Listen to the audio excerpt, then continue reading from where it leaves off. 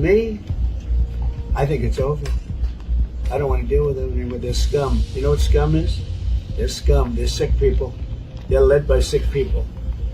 And they're vicious, violent people. And if they had a nuclear weapon, they'd use it. As far as I'm concerned, it's over. I'll speak to our negotiators. They want to negotiate. They're good people. Steve Woodcock, Jared Kushner. But they have to come back to me. As far as I'm concerned, it's just a waste of time dealing with them. They're liars. We make a deal. And if I make a deal with him, we have a deal. And he goes out, he talks. We make a deal. Everyone's agreed. No nuclear weapon.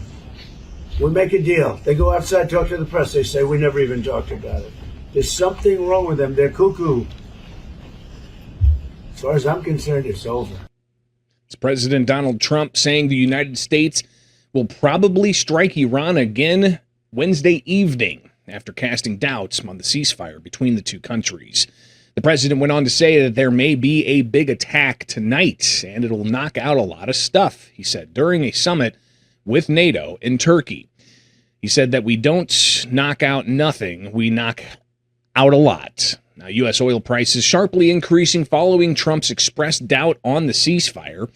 U.S. crude oil jumped more than 6.5% to $75 a barrel Wednesday. The AAA national average for regular fuel is $3.79.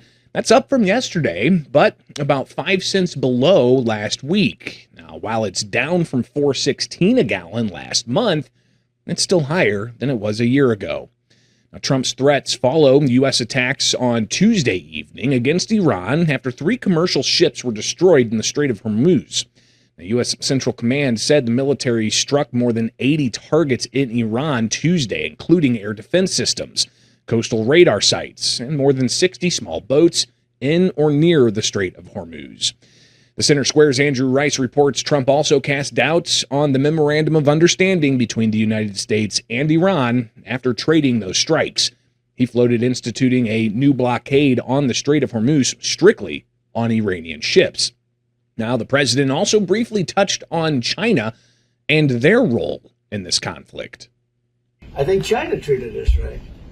I was with President Xi, and I said, I hope you're not going to go into the war, because we don't want that. You know, he gets 50% of his oil from the Strait of Hormuz, and he gets more than 50%. And he never went into the war. He didn't supply him equipment. You know, he was great. I'm a big fan of President Xi.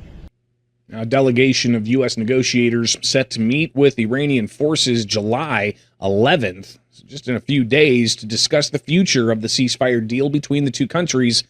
The president said he would allow the delegation, including Vice President J.D. Vance, to continue talks. Meanwhile, the Trump administration is requesting $87.6 billion from taxpayers.